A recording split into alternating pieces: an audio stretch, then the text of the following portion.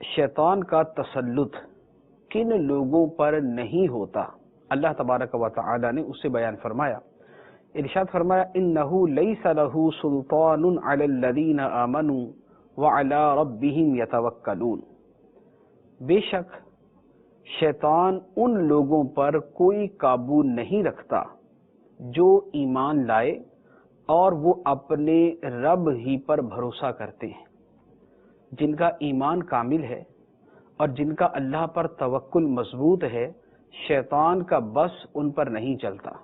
इसीलिए जो लोग तवक्कुल के अंदर बड़े मजबूत होते हैं, उन पर जिंदगी में कोई तकलीफ आए, कोई मुसीबत आए, तो अल्लाह तबारक व तआला पर उनका इतना मजबूत भरोसा होता है कि शैतान उन्हें वसवसे डालने में कामयाब नहीं होता, अल्लाह तबारक व तआला से नाउम्मीद करने में कामयाब नहीं होता।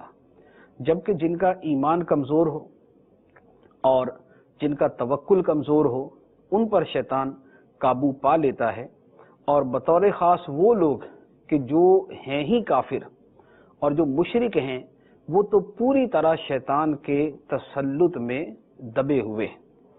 अल्लाह तबारक व तआला इरशाद फरमाता है, इन्नमा सुल्तानुहु अलल्लज़ीना यतवल्लौनहु वल्लज़ीना हुम बिही मुशरिकून।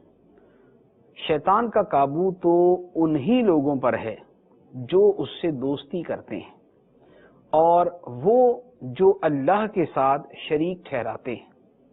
जो मुशरिक हैं, शैतान का गलबा उन लोगों पे है।